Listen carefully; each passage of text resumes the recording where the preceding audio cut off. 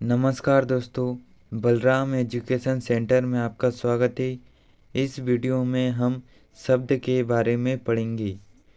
ध्वनियों के मेल से बने सार्थक वर्ण समूह को शब्द कहते हैं। सामान्यतः शब्द भेद उत्पत्ति और रचना के आधार पर किए जाते हैं। उत्पत्ति के आधार पर शब्द 4 प्रकार के होते हैं: तत्सम, तद्भव, देशज और विदेशी शब्द।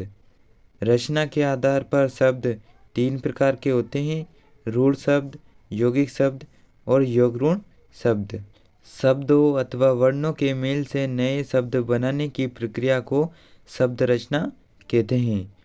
उत्पत्ति के आधार पर शब्द 4 प्रकार के होते हैं: तत्सम शब्द, संस्कृत के वे शब्द जो हिंदी में ज्यों के त्यों ग्रहण किए गए हैं तत्सम कहलाते हैं, जैसे आर्थिक, संघर्ष, संस्कृति, सुकुमार आदि।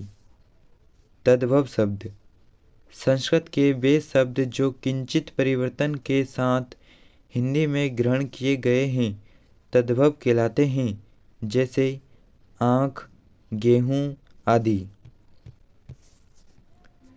देशज शब्द, आंचलिक भाषाओं बोलियों से ग्रहण किए गए हैं वे शब्द देशज शब्द कहलाते हैं, जैसे बोहत्रा, गागर आदि।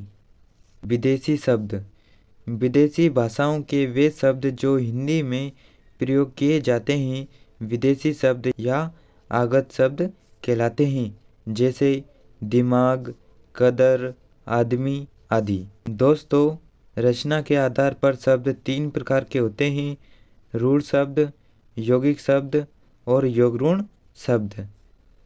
रूढ़ शब्द जैसे वर्ग 1, नाक, कान, राजा, काला आदि, ये सभी रूढ़ शब्द हैं। इसके बाद यौगिक शब्द रेलगाड़ी, चारपाई, दूधवाला आदि। योगरूढ़ शब्द पंकज, दशानन, पीताम्बर आदि, ये सभी योगरूढ़ शब्द हैं। यहाँ वर्ग 1 में जो शब्द हैं यदि उनके खंड करें, जैसे नाक, ना और का, तो खंड अर्थहीन है। इसके बाद वर्ग 2 के शब्द रेलगाड़ी, रेल और गाड़ी 2 सार्थक शब्दों से बना है, तो ये यौगिक शब्द है।